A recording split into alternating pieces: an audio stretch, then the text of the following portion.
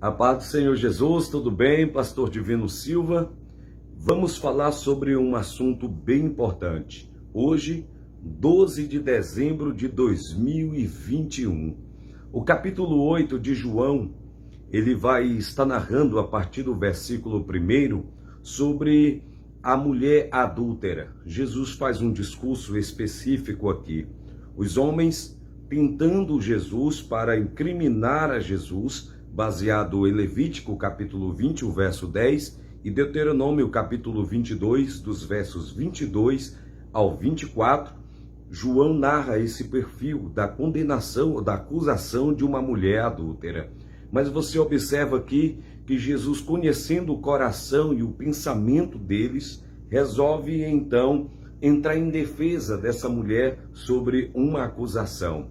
Viram-se sujos quando Jesus perguntou para eles, ou indaga, aqueles que não tiver cometido pecado, ou aqueles que não estiver em pecado, que não está em pecado, ou que estiver sem pecado, seja o primeiro a tirar pedras. E eles se viram como um reflexo da sua situação, mesmo querendo condenar a mulher, não puderam.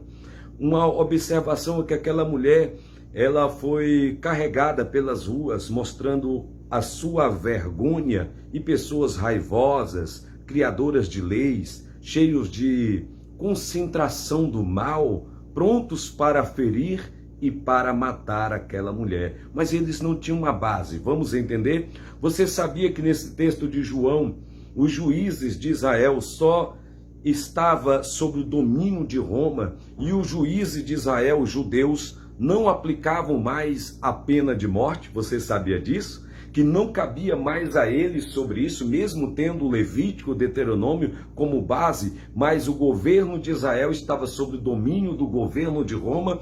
Um outro detalhe, leia Mateus capítulo 27, os versos 1 e 2, e também Marcos capítulo 14, os versos 61 ao 65, e Lucas capítulo 23, os versos 1 ao 24, e para fechar, Atos capítulo 18, os versos 12 ao 15, você vai observar que era só uma armadilha, era uma farsa, aquela condenação da mulher que foi pega no próprio ato adulterando, e nem assim levar o homem para também ser julgado e condenado, ferido e morto.